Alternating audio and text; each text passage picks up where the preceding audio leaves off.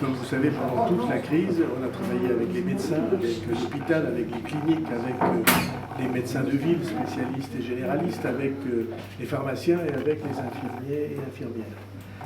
On a travaillé profondément avec eux. Et on va, pour l'avenir, on va installer un conseil de santé publique dans lequel ils vont tous être représentés. Deuxièmement, la crise qui vient va être une crise économique dans laquelle l'emploi va être extrêmement en difficulté.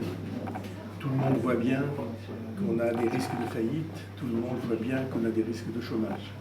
Alors on va mettre en place avec les entreprises et les associations un conseil que j'appelle l'économie emploi, dans lequel on va travailler tous ensemble sur le soutien aux employeurs et deuxièmement sur l'attractivité de la vie. Par exemple, Le Point vient de publier cette semaine le classement des villes en France où on est le mieux équipé et le mieux accueilli pour du télétravail, qui va jouer un rôle très important dans l'avenir. Or, il se trouve que Pau est maintenant deuxième de ce classement sur toutes ces villes. Et d'ailleurs, ils écrivent, c'est une grande surprise, Pau deuxième, comment ça se fait? Ben, ça se fait parce que nous avons équipé tous les logements, toutes les familles et toutes les entreprises du très haut débit qui permet d'avoir accès au numérique de très haute qualité. Et donc, tout ça, c'est le travail qu'on va faire pour les entreprises et l'emploi. Et troisièmement, on va avoir un certain nombre de projets qui vont être mis en place.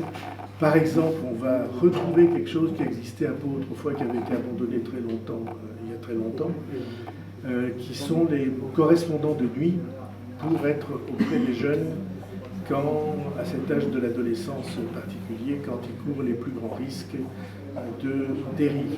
Et on va continuer à travailler sur la sécurité, on va continuer à travailler sur la propreté, parce que tout ça est, sur la solidarité, tout ça est indispensable dans une ville comme la nôtre.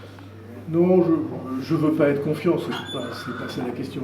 Je sais que si on regarde le passé et l'avenir, alors dans une crise comme celle qu'on a vécue et comme celle qu'on va vivre, alors il n'y aurait rien de pire pour Pau qu'un retour en arrière et que l'abandon de l'élan que nous avons créé. Tous les Palois savent ce qui s'est passé, tous les Palois voient comme la ville a changé et comme l'image de la ville a changé.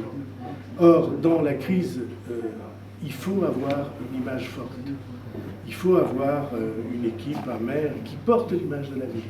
Il faut avoir une équipe, un maire qui est capable d'avoir une influence pour que l'hôpital soit classé comme il convient qu'il le soit, pour que la SNCF aménage la gare, pour que, toutes les décisions pour que des crédits soient donnés à la ville, tout ça, c'est la défense des Palois avec des responsables de la municipalité qui pèsent, qui ont à la fois une capacité à convaincre et à entraîner.